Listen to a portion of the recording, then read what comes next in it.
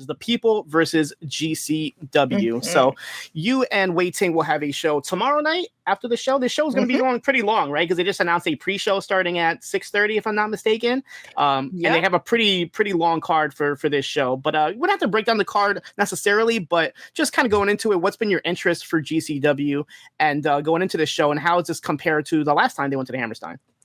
My interest has picked up significantly in recent weeks as the card has started to fill in. It is very tempting to kind of look at where the company was going into the last Hammerstein show and where they are going into this one, because they have cooled off a lot. I think the reason why they booked that show at the Hammerstein was because they were the hottest thing in the indie world at the time.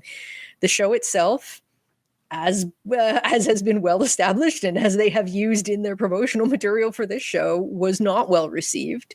And I guess they have done what they needed to do. I think when they first announced the show, when they first started selling tickets, it was not a great reaction. There was some attempt when AEW ran shows at the Hammerstein. It's like, oh, it's Tony Khan's fault.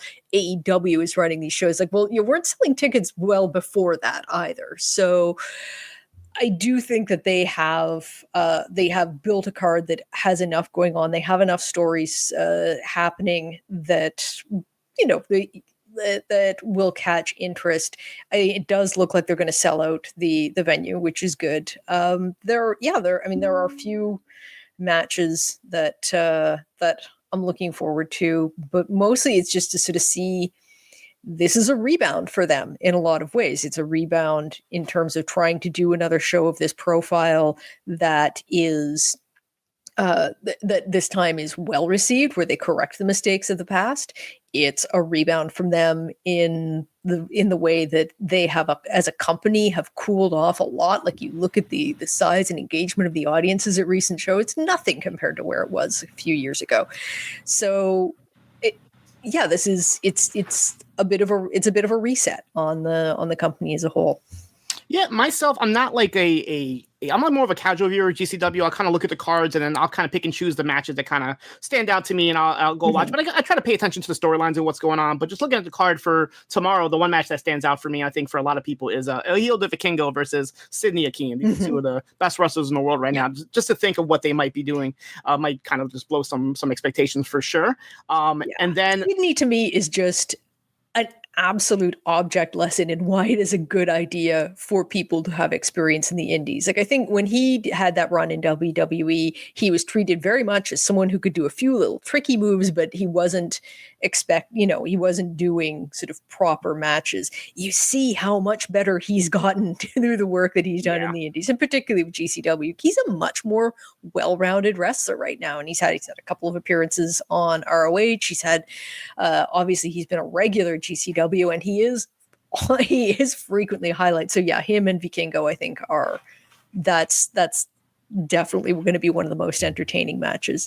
The other one actually is someone I remember trying to explain this to you, that one of the ones I'm looking forward to is the Richard Holiday versus Charles Mason in a steel cage.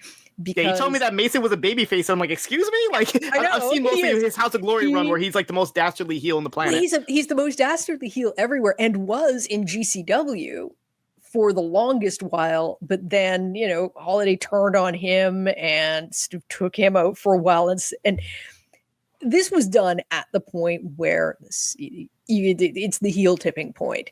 Mason was over enough that people were starting to not boo him, no matter how heelish he was. So there was a certain level of organicness to this turn, but it is very weird seeing Charles Mason come in and like, yeah, you beat the shit out of these guys. I'm not entirely sure it works because the character is just so naturally heelish, but I am entertained. Like I am entertained by it, and I'm curious to see where it goes. And yeah, for once I'm pulling for you, Charles. Speaking of really weird, we have the first match ever outside of the WWE system for a one Tom Peastock, the man formerly known as Baron Corbin. And it's not just a regular match. He's jumping right into it with a Bloodsport match against the king of Bloodsport himself, Josh Barnett. So what are we going to expect for a Mr. Tom Peastock being outside of WWE and being in a Bloodsport match. I'm not going to lie to you. I'm really intrigued with this match just to see how it's going to even look for me. But I'm definitely going to check this match. I'm going to check out the whole event, but this is one match that definitely stands out for me just because of the ear weirdness of this match even happening. I was not a Baron Corbin fan. I don't think that that's a. I don't think that not a lot of people. Not a lot of people were. Yeah. However, if I was going to introduce him into the indie world, yes, this is exactly how I would do it. As you know, as they kept telling us during his time in WWE, for former Golden Gloves boxer, this is exactly what he should be doing: is getting into it in the most realistic format possible. I had heard that they had originally been trying to get Chad Gable in this position, which also would have been a really great match. Oh yeah. This is very different, but yeah, you have that curiosity. It's like when Elias / Ezekiel first showed up and started doing indie dates. There's a certain level with some of these guys who are just very much part of the WWE system and purely WWE presentation, where it's just like, I kind of want to see where this goes. Like, I'm curious to see what adjustments they've made. I don't know if he'll I don't know if he'll have a long indie run, but yeah, okay. You have my attention. What kind of reaction do you think he's going to get? And do you think he can win over this GCW crowd? Because I feel like GCW crowd, they're at least like, they at least give you the opportunity to prove yourself. They're not going to just totally boo you like straight up, for the entire match. I feel like he can definitely win them over if he plays his cards right. I think with him, he is most effective as a heel. And Barnett is so popular with the GCW crowd that for his part, just lean into being kind of an asshole. It'll be fine. Like, yes, I think that they'll be excited to see him and be curious to see what he does, but I don't think that there's any reason for him to try to play a babyface in this scenario.